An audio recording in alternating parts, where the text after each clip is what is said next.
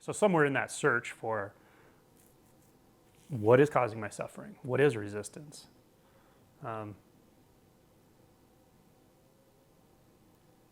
we start to,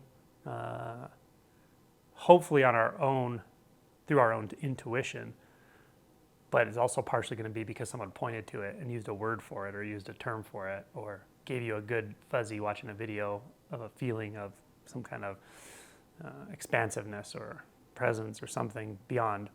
But you start to develop a sense of something beyond the suffering, beyond your own dimension, actually. And you start to trust it, and you start to, at least instinctually, although it may be vague and it may be unpredictable how and when it occurs, you start to be able to orient towards it.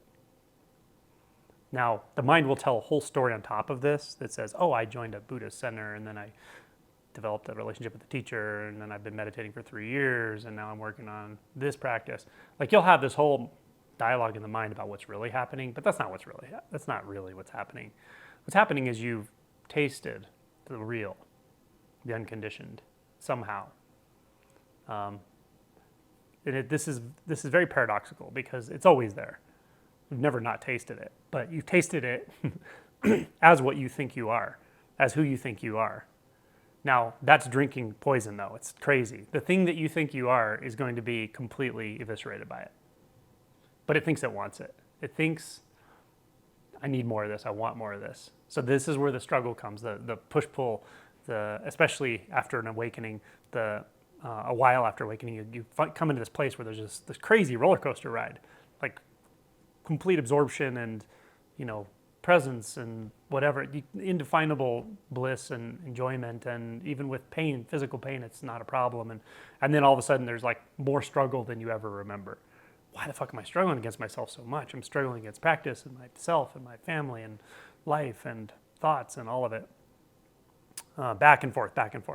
And that's because, the snake swallowed it. It's trying to swallow its tail. The one that you think you are, the person, the individual, the entity you perceive yourself to be, that you can't think your way out of that, by the way. That's a big pitfall. People reading about this stuff and thinking they understand what no self is, and just believing it and thinking that's mental gymnastics. That is not what we're talking about.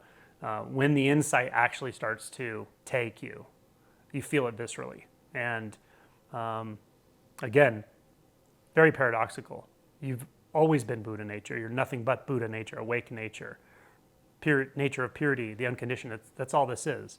There's not even a you in it. It's just all that there ever could be. It's everything in front of your face. It's every breath you take. It's every thought in your mind. It's every perception you've ever had. It's the sunshine. It's the dog.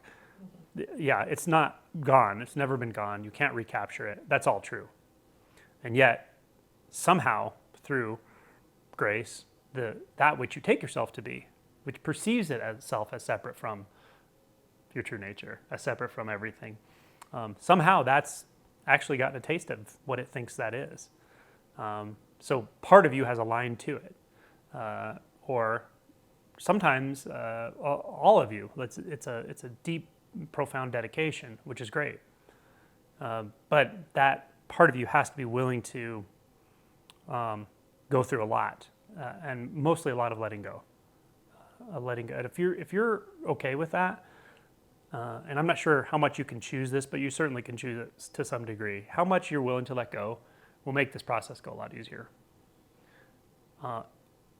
Absolutely digging your heels in and insisting it's not happening is the worst thing you can do. Almost anyone listening to this they're not in that situation. But there are people for whom this process starts and they really fight it. It's really a bad idea. It's torture. You're trying to fight the most powerful thing you've ever come into contact with. It's not a good idea. You're fighting your true nature. And you could say, in a sense, mind identification is a stable version of that. It's a widespread and stable and socially endorsed version of that. But there's so much thought going on. There's so much washed out intention in the mind and agendas and energies going in so many different directions that it kind of blurs out into a numbness, right?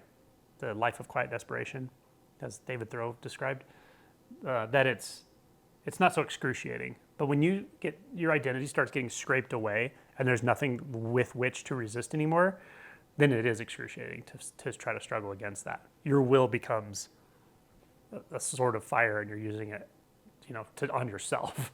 It's just not a good idea. So anyway, to actively resist this process is just not a great idea. Once you've started and you've gotten down the path enough to realize that this process is underway, there's nothing you can do about it, there's no turning back, then you really should just give yourself to it, because otherwise what you're doing is you're just creating more suffering for yourself.